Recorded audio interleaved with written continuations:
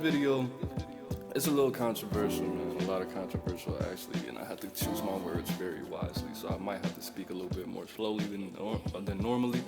But a couple people, I heard this in the past quite a few times. Black people saying, "I look or I act like I only date white girls." Now, because I never actually thought this about anyone else, because I grew up in an area that was a little bit more diverse, a little bit on the affluent side, right? And there was a lot of, it wasn't it was predominantly white. I can't lie and say it wasn't. But I've been everywhere, bro. I don't want to go through my resume and tell you everywhere I live, but the only type of people who would say this are ignorant people and people who aren't around people who have a specific image of the black woman in their mind. And I want to tell you that, surprisingly enough, not only are all women not the same, I don't know how to start this, all black women are not the same. Now again, black people, we have to stop linking inner urban community behavior, attitudes, and filters on life with us. Hood mentality and being in the hood has nothing to do with being an descendant from Africa, bro. That has nothing to do with being black.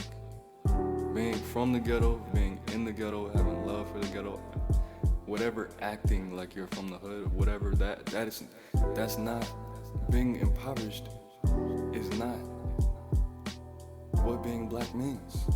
And what I feel, I didn't ask them, I asked one person, what does that mean? They said, I don't know. You just act like you would not date a black woman, or you act like you only date white girls. And I was thinking, like, you don't know me.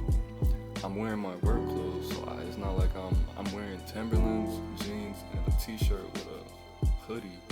I don't even think I have my hoodie on. But there's no reason for her to have said that, right? So I'm guessing what they meant was the criteria for dating a black woman is these couple things. You have to have strong body language, a confident body language. You gotta have a specific type of sense of humor, which my sense of humor is very mixed. Okay, I can make black people laugh, I can make white people laugh. Now, some people are gonna play stupid like they don't know what this means. There's a difference between Dane Cook and Cat Williams. There's a difference between Louis C.K. and D. Ray Davis. There's a difference between Mike Epps and Sarah Silverman. Now, their senses of humor, one comedian is going to translate to a certain audience a little bit better, okay?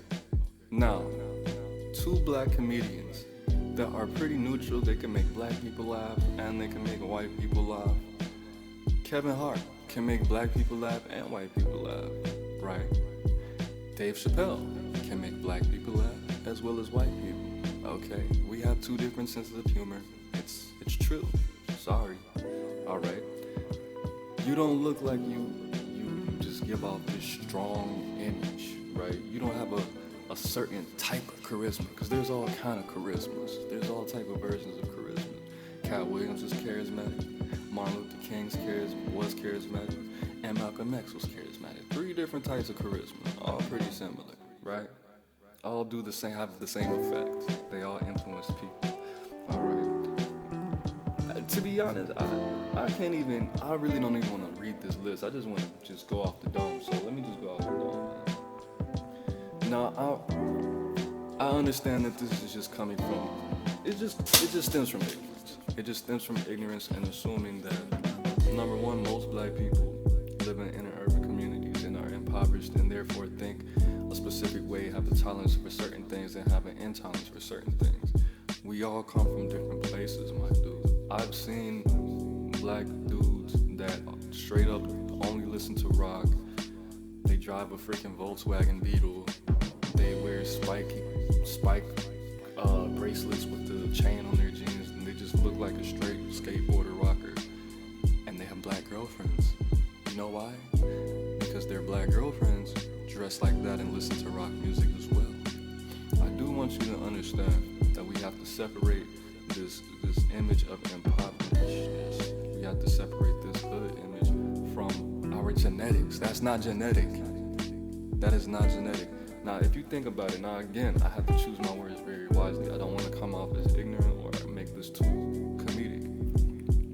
But if you think about it, all these ignorant ass names that we choose for our children, not me, but my people in the inner urban communities typically choose for our children. They either make it try to sound one way or another, but at the end of the day, it's something in the back of their minds, or our minds, I was gonna say our, something in the back of our minds that wants to connect us to our roots. They either try to make it sound kind of Frenchy, or they try to make it sound kind of Swahili, kind of African-y, or they just go out of their way to deliberately make up some hood shit, or name it after something that they can afford that they want to get, or they name it after an inanimate object, or some word that they really liked and they just found out the definition of it, or a god or a goddess. That's what black people do.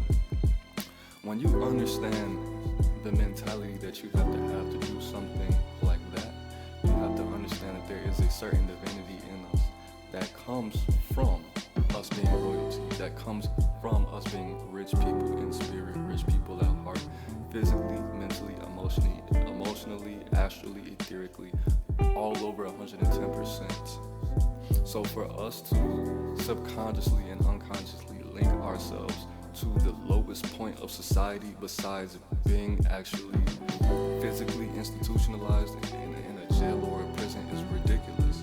It's stupid. And this is one of the reasons why we cannot get past where we're going. What you project to the world, how you perceive other people, is how they're going to treat you, bro. If you, let's say if I was a tad bit younger, let's say if I was 18, if I had that in my mind,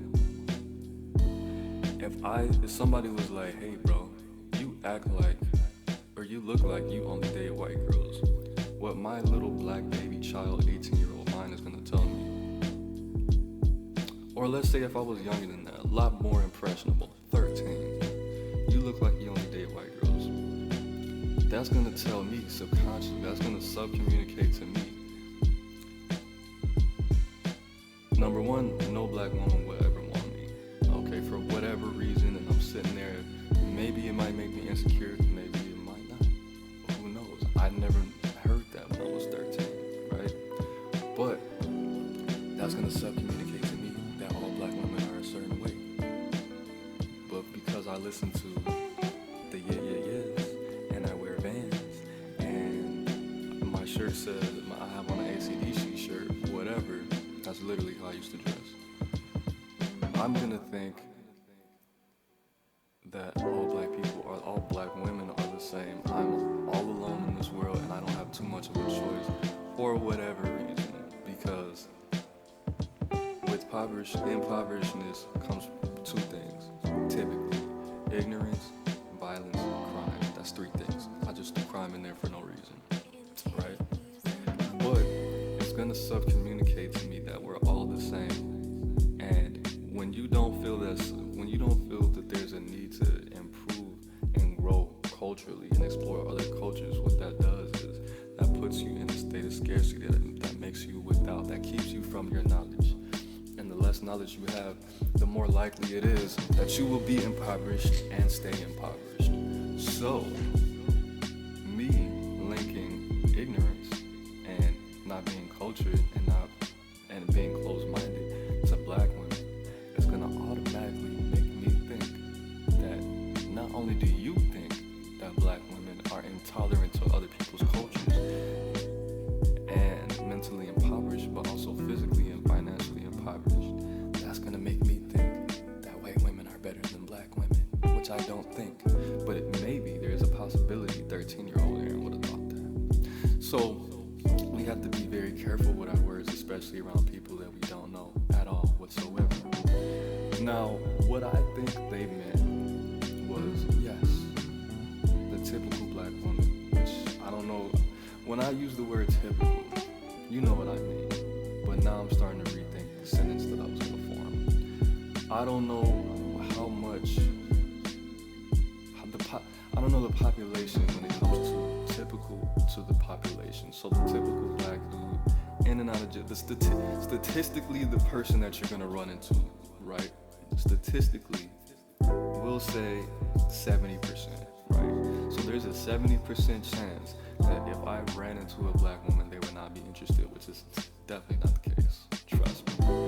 But for you to say that, it's such a turn, bro. And I love black people a lot. But that's one of the reasons why we are where we are right now. Because I don't think it's that high. I think, you know what, it might be. I haven't done the research, and I don't really interact with people like that, black or white. So I can't really speak on that.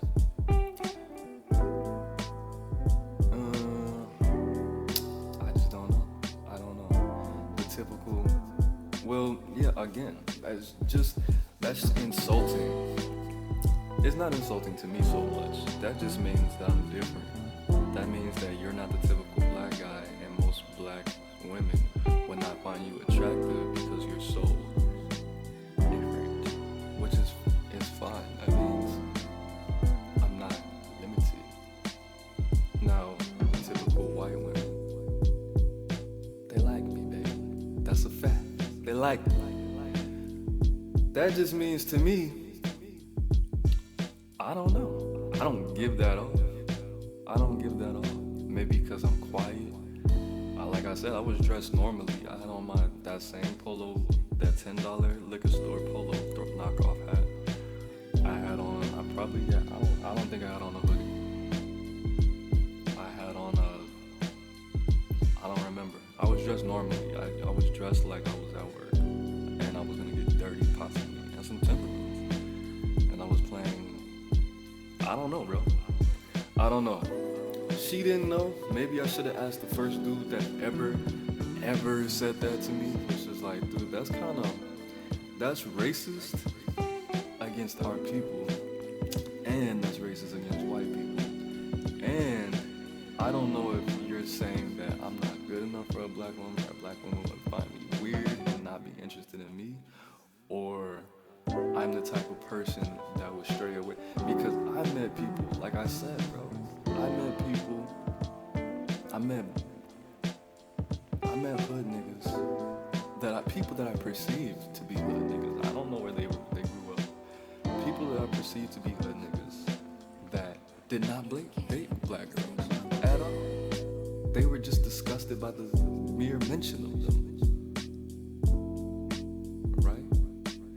And I met the exact opposite. I met some person that I perceived to be from the hood. I didn't ask him where he was from. That told me I would never, ever even attempt any kind of encounters with a white woman because I'm too afraid that they would call the police and say that I did something to them that they didn't consent to. So it goes both ways. I met dudes from the suburbs that I perceived to be from the suburbs that did not date white girls, and some that only dated white girls. So it just, you really can't put people in a category like that because that's ignorant. That's bad for you, that's bad for me, that's bad for young people, and that's bad for black. That's horrible for the black community for you to say stuff like that, especially just to think it. Like it says in the Bible, man. Just like it says in the Bible. Don't even have those thoughts. For that is, what's that called? I forgot what it said. But for you to just think it, you don't have to entertain the thought. You can just think it. You don't have to act on it. Some thoughts you shouldn't have. Some thoughts you shouldn't emotionally react to. You should just observe. You should just, don't even analyze it. Just observe it. Don't judge it. Just know that you had that thought, and maybe you should put more positivity in your life after those thoughts. He looks like he dates only white girls. That's dumb, bro. That's stupid.